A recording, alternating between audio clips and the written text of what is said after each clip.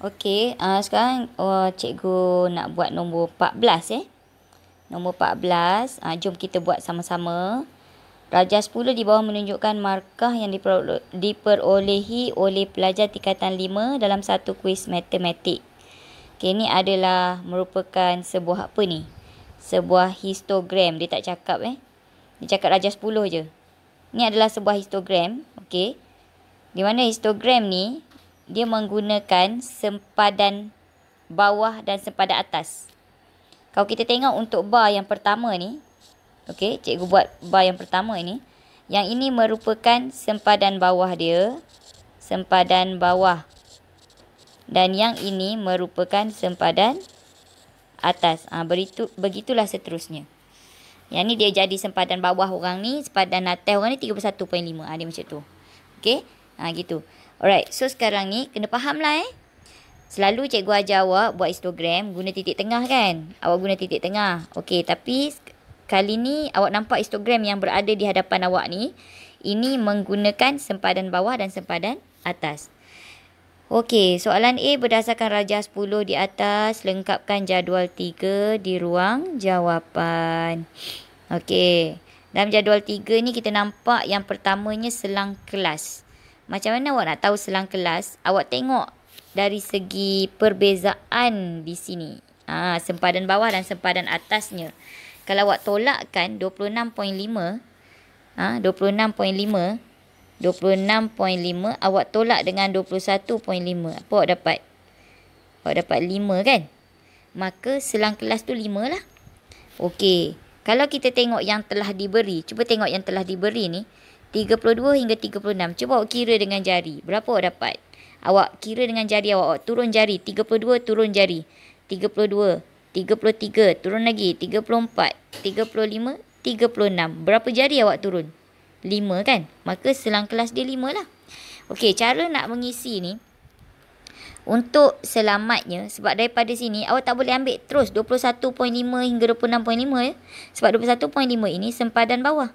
26.5 sempadan atas. Kalau mereka yang dia dah tahu kaitan antara sempadan atas dengan had atas tu, dia boleh teruslah. Dia kata ini 22 hingga 26. Tapi kalau awak tak dapat lagi yang tu, awak mulakan daripada sini. Senangnya mula daripada sini. Yang diberi ni 32 hingga 36. Sebelum 32 mestilah 31. Okey, 31 lepas tu awak tolak, awak turun jari awak 31 turun. Sebelum sebab yang ni sebelum kan? 31, 29, 28, 27, 26. Maknanya 26 sampai 31 lah kat sini. Lepas tu yang sebelumnya lagi, yang ini 26 pula, 31, 30, 29, 28, 27 kan? Bukan 26, 27. Okey. Sorry. 27 hingga 31 kan? Sebelum 27, 26. Lepas tu awak dah nampak dah pattern dia. Kalau 32 hingga 36, of course lah yang ni 22 sampai 26.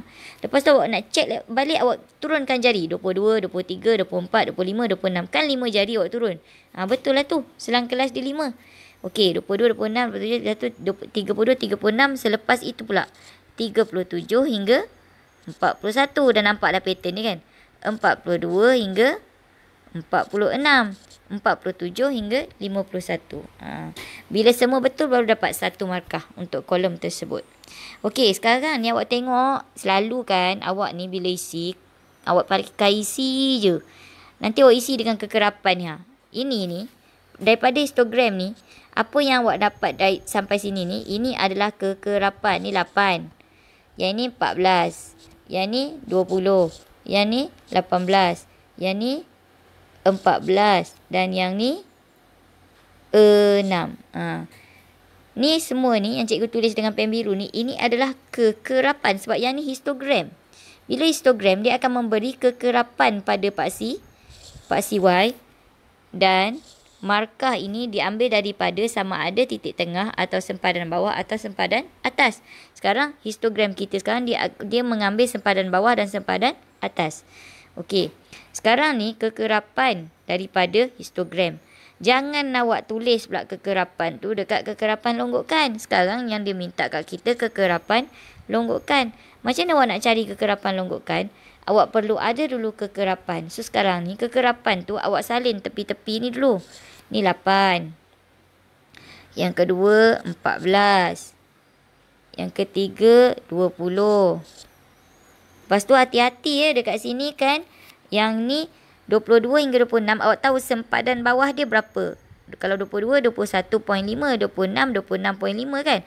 Maknanya ini untuk kelas 21.5 hingga 26.5. Maknanya betul lah ni. 8 jangan tersilap pula. Sekarang dia kata kosong, awak letak 8. Tak boleh. Yang macam trial exam tu kan. Trial exam pun cikgu kena buat video juga kat korang ni. Supaya korang tahu kan. Okey. 20. Lagi apa lagi? 18. 14. Dan last sekali kekerapan dia 6. Okey, daripada kekerapan, inilah kekerapan Kekerapan. Daripada histogram. Okey, daripada kekerapan baru kita boleh cari kekerapan longgokan.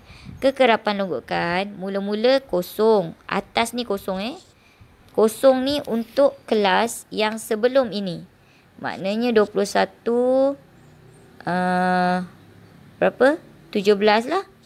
17 hingga 21 kan? Okey. Tu untuk kekerapan yang kosong. Kekerapan kosong kena buat tu. Sebab bila nak buat OJIF, kena ada kekerapan yang kosong tu.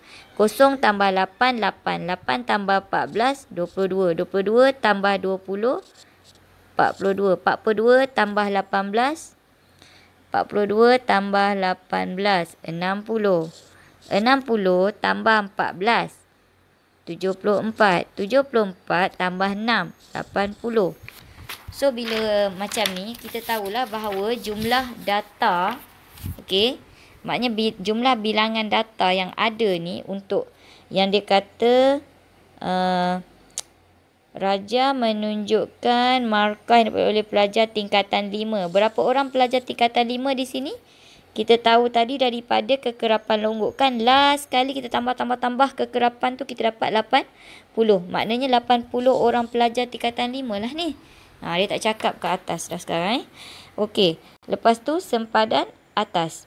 Sempadan atas awak ambil daripada histogram ni. Yang ni bar dia. Cikgu buat dengan pen lain lah bagi nampak sikit. Pen purple. Okey, ni bar dia. Ni.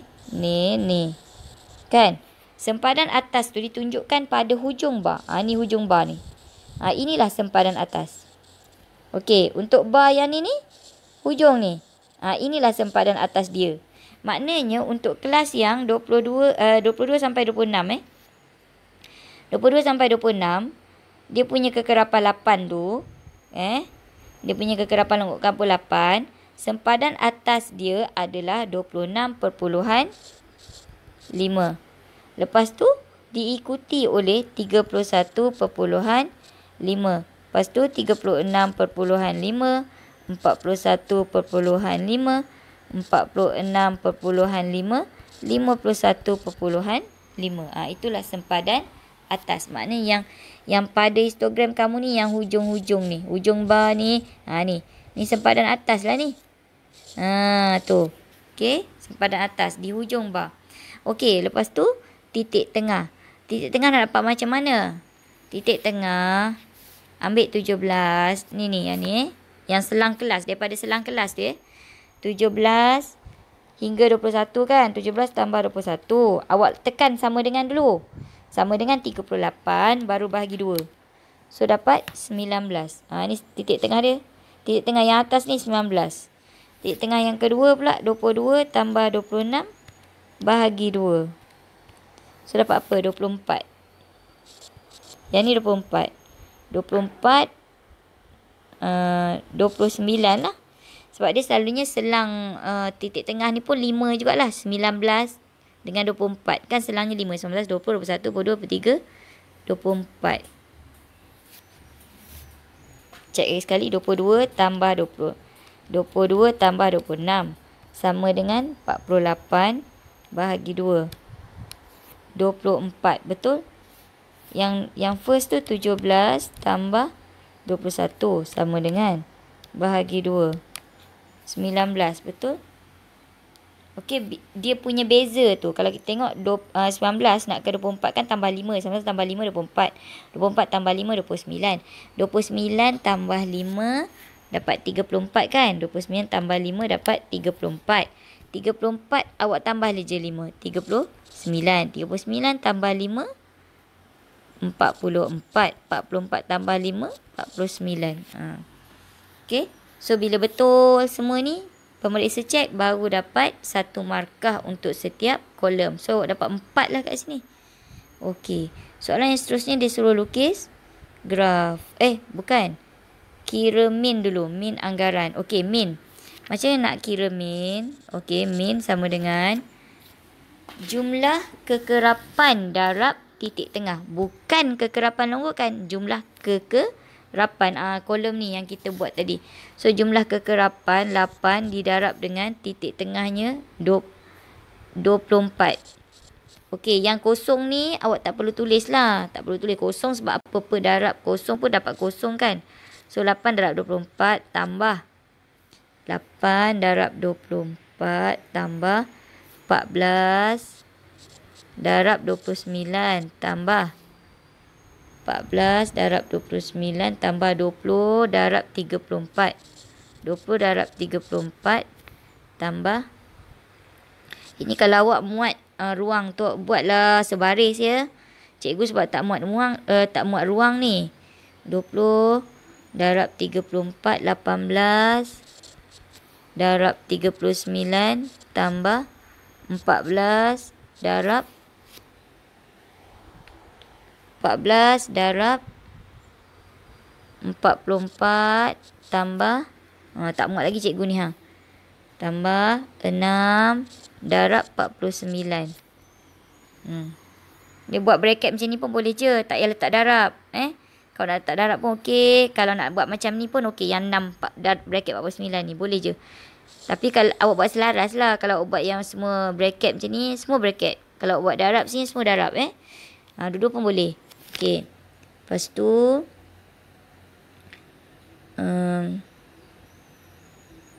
ada tak dia punya jawapan? Lepas tu awak tekanlah kalkulator. Per jangan lupa ya. Per berapa tadi? Per 8 tambah 14 tambah 20 tambah 18 tambah 14 tambah 6. Kalau tak nak tulis pun tak apa. Terus tulis per 80 pun boleh. So dapatnya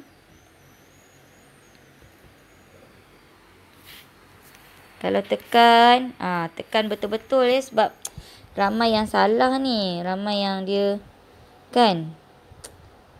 Sekejap cikgu cek jawapan berapa. Skema modul dan kaji set 1 kertas 2. Set 1 kertas 2. Okey. So jawapan dia ialah yang diberi 36.13 sepatutnya. Sama dengan 36.13. Itu jawapan dia. Awak tekan kalkulator Okey. Lepas tu soalan apa pula? Soalan C. Soalan C buat graf. Okey. Kita nak buat graf sekarang. Okey, sekarang ni okey. Sekarang ni ojif yang dah siap. Dibuat oleh kawan awak dan cikgu yakin ramai yang boleh buat ojif yang macam ni lah. Okey. Kalau kita tengok tadi dia suruh guna skala. Awak perhatikan pada skala. Bila awak nak membuat ojif ni, skala dia penting. First, awak kena tahu ojif apakah yang pada paksi X ni.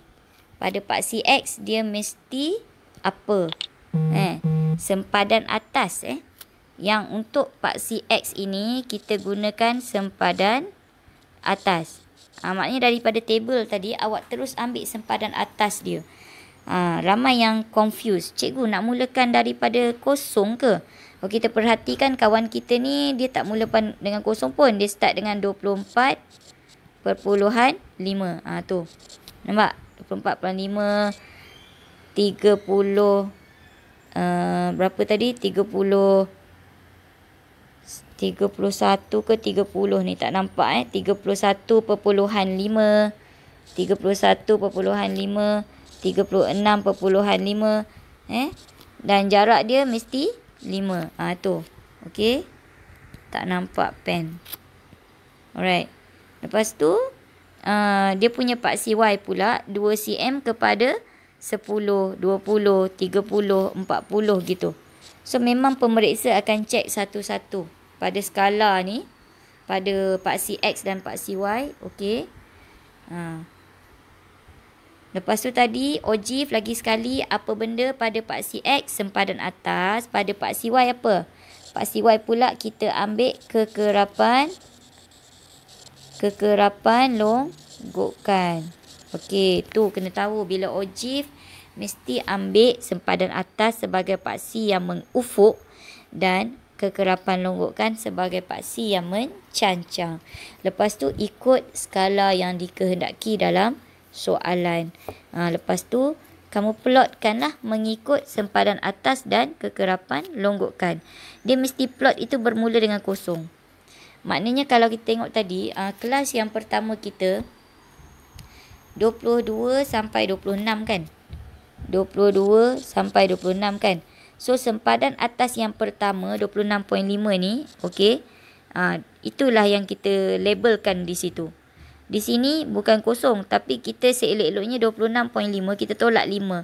Jadi kat sini sepatutnya kita label 21.5.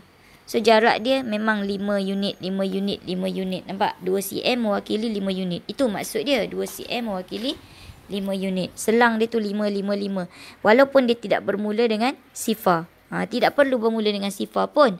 Kalau ogive dengan kekerapan poligon kekerapan dengan histogram pun teruskan mula dengan apa yang nak kita mula. Kalau histogram sama ada awak boleh guna titik tengah atau sempadan atas, sempadan bawah. Tapi kalau ogive mesti guna sempadan atas. Dia tak boleh guna benda lain, titik tengah tak boleh, sempadan bawah tak boleh. Awak mesti hanya guna sempadan atas untuk buat ogive. Tu. Okey, lepas tu dah plot semua point betul. Dia ada ramai juga yang dia guna titik tengah. Guna titik tengah, dia plot betul. Graf dia, ogive dia dapat cantik kan. Macam ni punya case, bila kamu plot ni guna titik tengah, habis. Markah skala kamu pun dah kosong. So, semua kosong. Walaupun graf cantik macam mana, ogive kamu cantik macam mana pun, markah kamu tetap kosong. Sebab apa? Salah label paksi. Tu. Jaga betul-betul. Ogive sempadan atas. Okey. Sekarang ni kita nak jawab soalan D tadi. Okey. Soalan D dia kata dia nak.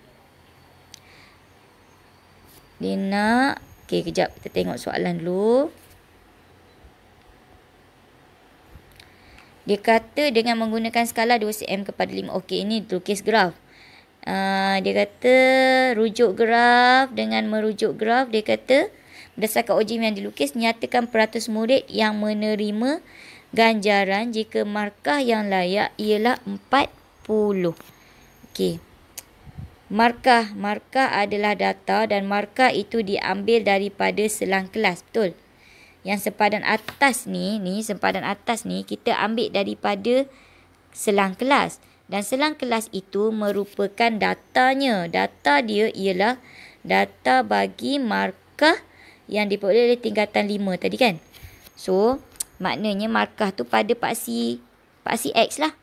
Kita kena cari di mana 40.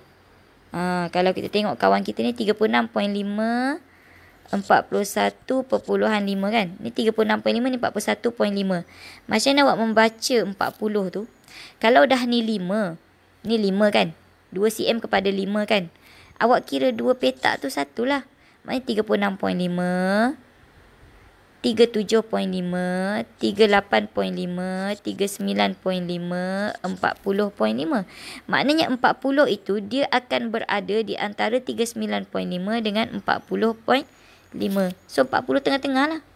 Tengah-tengah ni betul lah si kawan awak buat ni. Dia pergi ke sini kan. Okey. Lepas tu sampai ke graf sharp. Dia pergi ke Pak C Y. Pak C Y di sini. Dan dia baca pada Pak C Y itu 50, 60, maka sini 55. Okey. Sekarang dia kata murid yang menerima, dia nak peratus ya. Dia nak peratus murid yang menerima ganjaran itu. Yang markah layaknya ialah 40. Maknanya yang layak menerima ni 40 ke atas lah. 40 ke atas dia layak menerima reward, ganjaran itu. So kalau kamu nak cari yang bahagian atas ni, kamu buat macam mana? 110 ke tu? Paling maksimum berapa ni? Oh, kawan kamu ni buat sampai 110. Sekejap Kita tengok pada Ojif. Ojif kamu ni yang paling banyak berapa? Ni kan? Ni berapa baca? 80. Ni paling banyak. Okey. Kena tolak dengan yang ni. Sebab kita nak ambil kawasan yang atas. Yang ni habislah. Ini tak payah.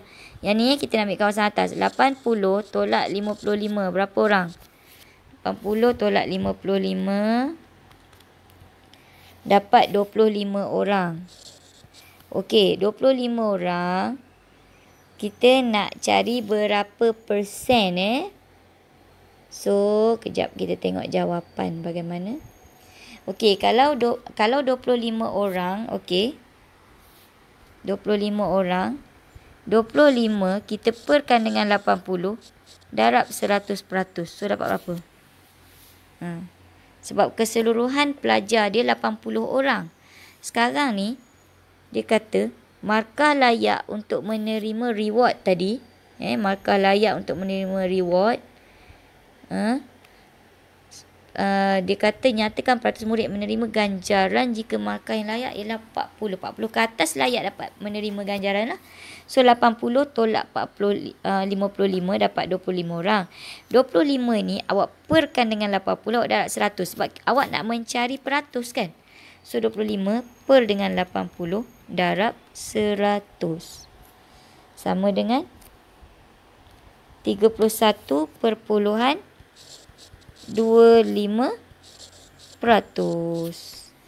Begitulah.